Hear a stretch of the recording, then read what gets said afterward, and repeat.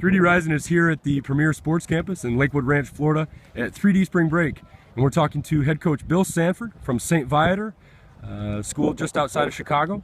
And Coach, just I guess tell us a little bit about why you're down here and what you've gotten out of the training so far. We're down here. It's always good to get the boys away from home together in a unique environment. You know, obviously the sun and the competition and the other coaches and programs that are around kind of driving energy through the team early on in the season, kind of wake you up, expose you to different styles of play, throw a lot of things at the boys throughout the course of the day, and to play great competition in a unique setting, which any kid can appreciate, being on the beach by day and playing at night. So it's kind of, we think it's a one-of-a-kind experience with the talent and the resources at our disposal. So yeah, that's why we come here versus elsewhere. You said, I think you told me you've been the head coach there for about 8 years now, and just talk about how important development has been to bring the program from where it was to where it is now. Yeah, yeah. So when I first arrived, the Chicagoland area, I think maybe had 30 teams. I think we're close to about 100 now. So the growth is matching the same growth that you're finding throughout the country.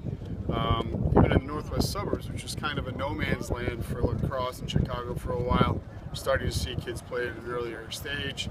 And you know, so our high school is going from, it's in a unique situation where we have 10 seniors, 4 juniors, and then about 50 kids playing in the freshman and sophomore classes, another 35 freshmen coming in. So the numbers are great.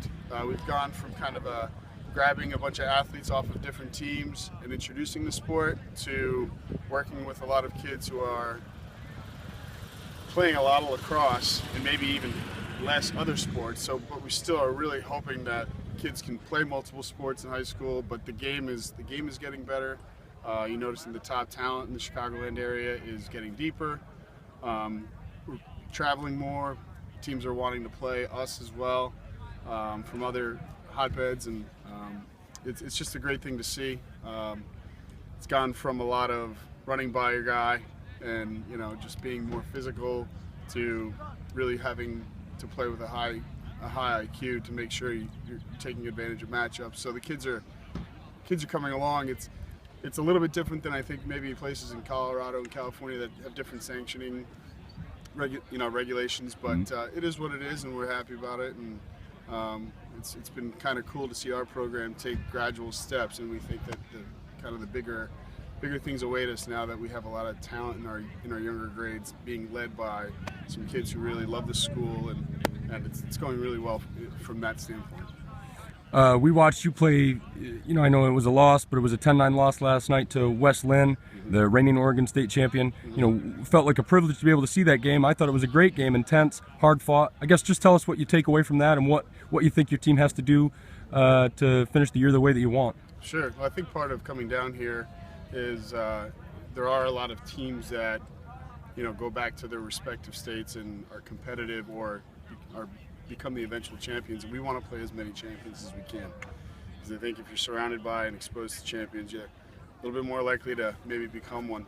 Got to play the best to become the best, and all the games that we've been in down here have had a lot of runs. You know, we've been up 2 or 3, we've been down 2 or 3, and they've all been 1-goal games, and that is just something that I don't think you can't coach that into a team without going through it. So it's a priceless experience being in close games at the end. You know, just for instance, even though we lost the game, we were able to grab our kids. I think the other team took a timeout, and, you know, we presented the situation to them. They went out, they executed on what we needed to do. So it's about kind of growing mentally through the experience, and you're not going to win them all. So a lot of credit to West Lynn. You can tell those boys are a family over there, and it's important for us with the disparity in the age.